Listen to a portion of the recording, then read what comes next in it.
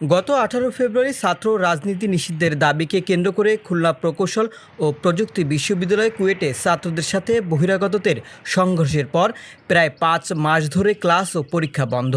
অন্তর্বর্তী উপাচার্য নিয়োগ দেওয়া হলেও 3 সপ্তাহের মাথায় তিনি পদত্যাগ করেন। কুয়েটে ফেরেনি স্বাভাবিক পরিবেশ। অবশেষে অচলাবস্থার অবসান ঘটাতে অধ্যাপক ডক্টর মাকসুদ হেলালি উপাচার্য হিসেবে দায়িত্ব গ্রহণ করেছেন।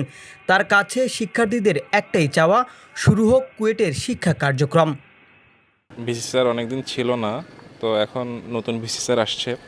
আমরা আশা করতেছি যে ক্লাস, তারপরে পরীক্ষা সব কিছু খুব দ্রুতই শুরু হবে এবং আমাদের যত সংকট বা যত সমস্যাগুলো আছে এগুলো সব দ্রুত সমস্যার সমাধান হবে। ইউনিভার্সিটিটা গতিশীল হবে, আমরা এই প্রত্যাশা রাখি। আমাদের ফার্স্ট প্রায়োরিটি তো এটাই হবে যে উনি এসে তাড়াতাড়ি আগে একাডেমিক কাজগুলো শেষ করুন, কারণ অনেকে গিয়ে জব লাইফে যাবে, আবার অনেকে স্কলারশিপের জন্য ট্রাই করবে। সো সবার এটা একটা লাইফে হ্যাম্পার হয়ে গেল না, এতদিন যে বন্ধ ছিল। তো ভিসি স্যার এটা এসে সবার আগে একাডেমিক কার্যক্রমটা শুরু করলে আমাদের জন্য সবচেয়ে ভালো হয়। আমরা কিন্তু যখন আন্দোলন করছিলাম আমাদের ভিসি করার জন্য, আমরা কিন্তু কোনো রোড ব্লক করি নাই।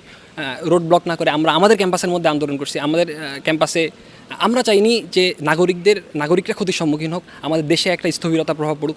এখন নতুন ভিসি স্যার আসছেন, আমরা সকলে আশাবাদী যে ভিসি স্যারের আন্ডারে ইনশাআল্লাহ আমাদের কুয়েট অনেক দূরে এগিয়ে যাবে। কুয়েট শিক্ষক সমিতিও দ্রুত শিক্ষা ও প্রশাসনিক কার্যক্রম শুরু করার আহ্বান জানিয়েছেন। দীর্ঘদিন একাডেমিক এবং প্রশাসনিক যে শৃঙ্খলা নষ্ট হয়েছে, সেটা আমাদের 18 ফেব্রুয়ারির ঘটনা থেকে শুরু করে অদ্যাবধি চলমান যে জিনিসগুলো আছে, সেখানে 18 ফেব্রুয়ারির ঘটনা, তার জন্য দায়ী যারা, সেটা তদন্ত বলি বা বিচার বলি, তো এই যে পুরো বিষয়টাই, এইগুলো এই জিনিসটা নিরসন করতে হবে। এটা না করলে এখানে স্বস্তি আসবে না, কারোর মধ্যেই সেই গতি থাকবে না। সুতরাং আমরা চাইব যে একাডেমিক কার্যক্রম যেভাবে শুরু হবে, যেমন একই সাথে উনি এই বিষয়গুলো অ্যাড্রেস করবেন এবং সংকটগুলো নিরসন করবেন।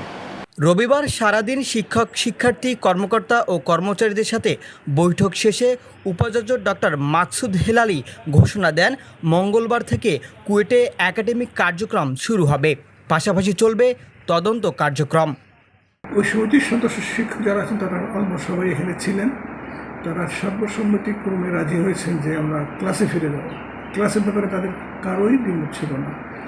যে কোনো লেভেলের শিক্ষকরা যত দ্রুত সম্ভব ক্লাস শুরু করার জন্য তারা রাজি। তারা ক্লাস শুরু করার জন্য উদ্গ্রী হয়ে বসেছিলেন।